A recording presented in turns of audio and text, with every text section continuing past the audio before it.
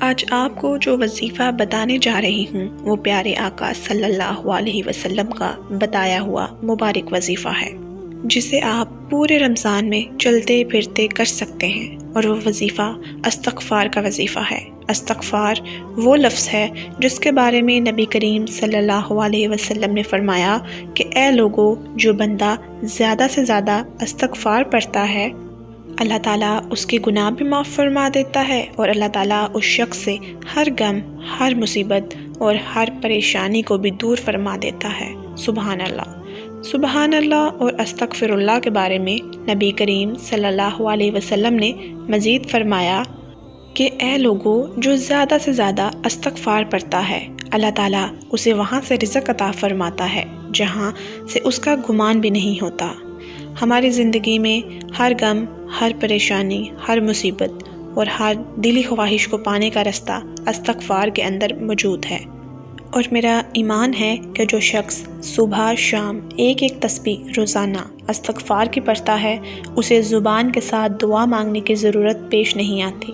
پورے رمضان میں کسی بھی وقت، چاہے صبح کا وقت ہو یا رات کا، یا چاہے شام کا وقت ہو، چلتے پھرتے، اٹھتے بیٹھتے، کوئی بھی کام کرتے استغفار پڑھ لیا کریں۔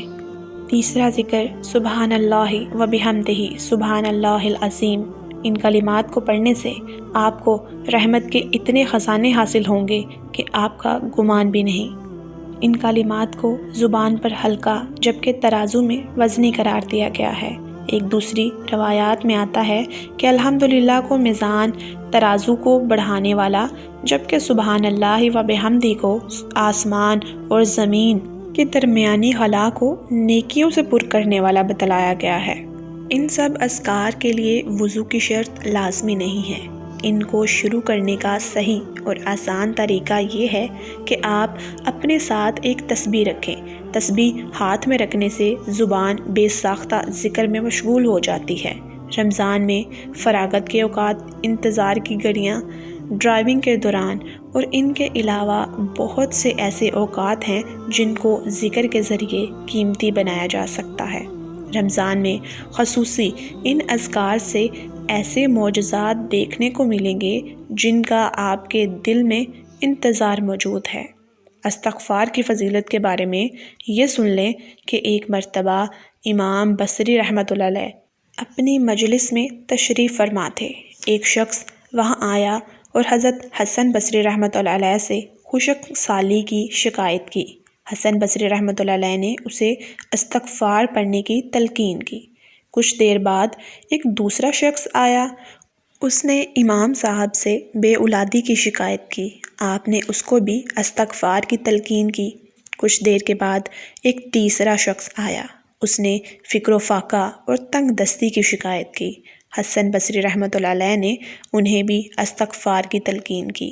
حاضرین مجلس میں سے ایک شخص نے آپ رحمۃ اللہ علیہ سے پوچھا کہ 3 مختلف لوگ آئے اور الگ الگ مسائل بتائے، لیکن آپ نے تینوں کو ایک ہی بات کیوں کہی؟ آپ رحمۃ اللہ علیہ نے جواب دیا کہ کیا تم نے قرآن کی وہ آیت نہیں پڑھی؟ چنانچہ میں نے ان سے کہا، حضرت نوح علیہ السلام نے اپنی قوم سے کہ اپنے پروردگار سے مغفرت مانگو، یقین جانو وہ بہت بخشنے والا ہے، وہ آسمان سے تم پر خوب بارشیں برسائے گا، تمہاری مال اور اولاد میں خوب ترقی دے گا اور تمہاری خاطر نہریں مہیا کر دے گا۔ بس دعا ہے کہ اللہ ہمیں اس عمل کو کرنے کی توفیق عطا فرمائے، اور اللہ ہمیں دین کی سمجھ دے اور اسلام کے مطابق زندگی گزارنے کی توفیق دے۔ آمین۔